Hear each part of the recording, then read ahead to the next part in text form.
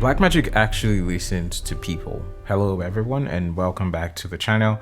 Today we're going to be talking about this bomb that Blackmagic just announced at NAB, and it's been making ripples in the filmmaking community.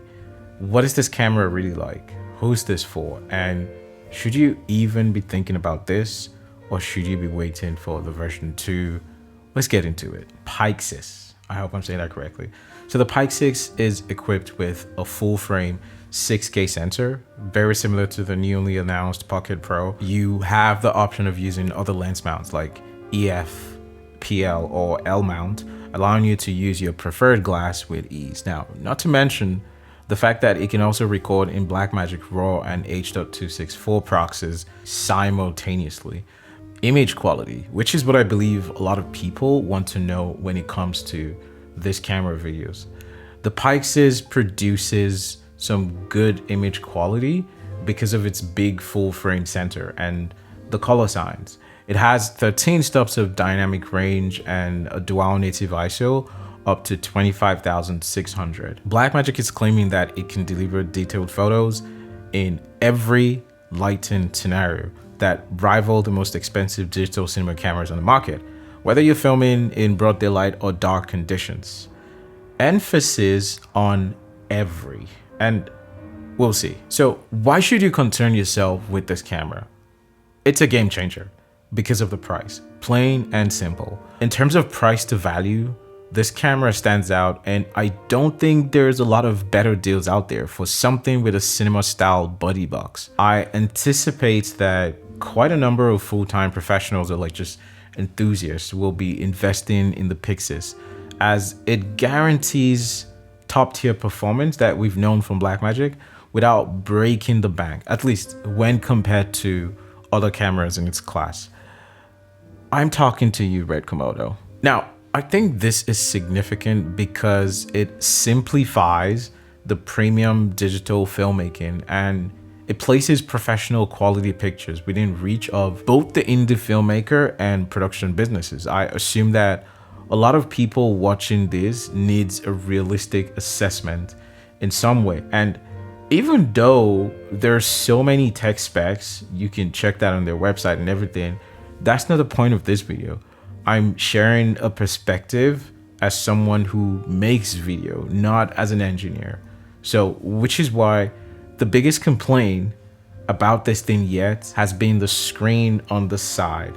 And I want to address that quickly because it is quite important. Even though Blackmagic said that the Pyxis was designed with filmmakers' needs in mind and that it is suitable for a wide spectrum of users in the filmmaking community, I strongly believe that this camera can be a bit misleading in that regard, and here's why. You see, some of the filmmaking colleagues here, they've expressed concern about the design, specifically the positioning of the screen and its limited dynamic range. And you know what? They have some valid arguments.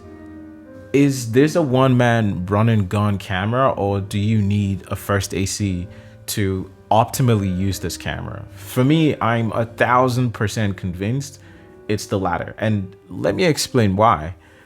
Sure, the box design may appear odd at first look, maybe. However, it does have a function. A box-shaped camera may be extremely useful for run and gun, or even just for gimbal videos. It has better balance and stability, making it simpler to use in fast-paced situations. And think of the Red Komodo when this comes to mind. But this camera isn't really a small compact box. It's almost like a rectangle, and I'm not sure that it will sit well on most prosumer gimbals like the RSC2 or something else. And while the side screen may appear inconvenient, most filmmakers using a box camera like this would almost certainly use an external monitor. So in practice, this is less of a concern. Take the Red Raptor, for example, one of the industry's top cameras. It looks similar with the box-shaped body and the controls on the side, but to remark this design as being unreliable may be underestimating its potential for some sort of filmmaking. When you also consider the camera's input and output, the I/O functions, the lack of HDMI may raise some eyebrows, and this was the giveaway for me. But it reflects the sort of production this camera is designed for. It's intended for use where SDI connections are more common and constant. Now, with that being said, the price on this thing is why I still cannot argue against the design. This camera provides chances for filmmakers who would otherwise be priced out of the market if they were to go for something like a Komodo. I just keep mentioning Komodo. No hate on Komodo. I love the Komodo. That's what we use. But this camera has just 13 stops of dynamic range. And if you really think about it, it probably is 11 in terms of what is actually attainable.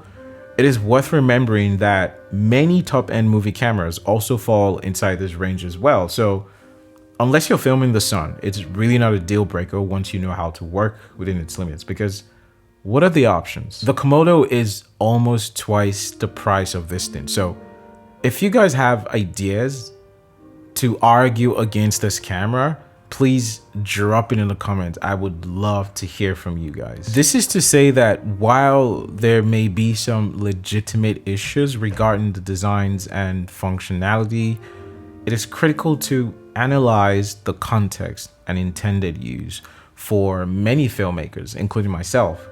This camera offers something exciting for the price, and with so many tools at our disposal, there's never been a better moment to be creative and generate some cinematic magic. To get the most out of the Pyxis though, you need to consider making this camera setup suited to your exact requirements. Since it has its various mounting points and side plates to attach handles, microphones, or SSDs, you can really do some transformer build, ensuring that you have all you need for a smooth production experience. They'll make your life a lot simpler, trust me. So who is this camera for?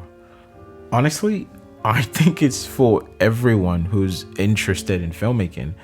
Whether you're making independent films, documentaries, or YouTube videos, this camera is adaptable and dependable. A real-world application would range from narrative films to some documentaries, commercial ads, and online content. I think it might be a genuine camera that most people will be able to use. Up until now, I've never owned a Blackmagic camera, but because I just didn't think it would fit into my workflow, and probably I wouldn't own this version 1 yet because I already have a camera that fits perfectly into my workflow. But this is the first time in forever that I've actually thought of picking one Blackmagic camera. As a brand though, I do think that with their range of products, you can develop your filmmaking career and know that their brand will evolve with you. Just look at how many updates Resolve has gotten in the past year. Now compare that with the Sony cameras and Final Cut Pro. If you're concerned about compatibility with existing equipment, for those of you who already own something, or just the learning curve required to understand what the camera can do, I believe Blackmagic also provides assistance and resources like tutorials, forums, and like customer service to help you get running in no time. Which is another thing that they probably are the only company that do that. Sony doesn't do that. So personally, I like them as a company. I just never really cared for their cameras. So in conclusion, no camera is perfect. The Blackmagic Pyxis 6K is, in a way though, a game-changing development in digital cinema technology, especially from Blackmagic.